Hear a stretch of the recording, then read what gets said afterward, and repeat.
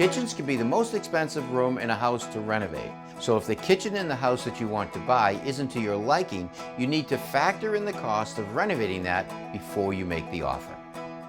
A lot of kitchens are in good condition structurally, and they have a good layout. They might just look dated. In that case, inexpensive improvements like painting the cabinets, installing new countertops, or replacing appliances may be all that's needed. But when you see a kitchen like this, there will be a bigger investment because there are some bigger problems. Even though this room is rather large, there's almost no counter space and very little cabinet space.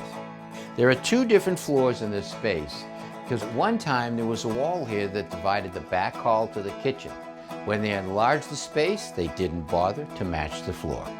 The refrigerator is kind of floating back there because there isn't a more logical place to put it. The cabinets are hung very high in the wall, and both the cabinets and the counter are builder's grade that are in tough shape.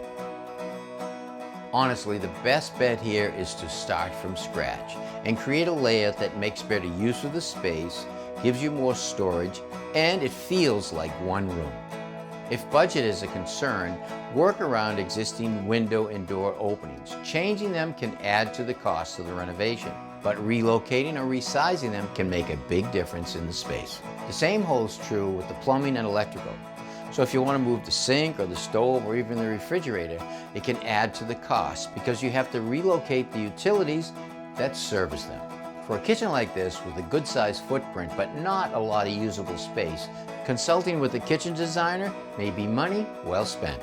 Small facelift project could cost a few $1,000s, where a full kitchen renovation could start at $25,000 and easily go up from there.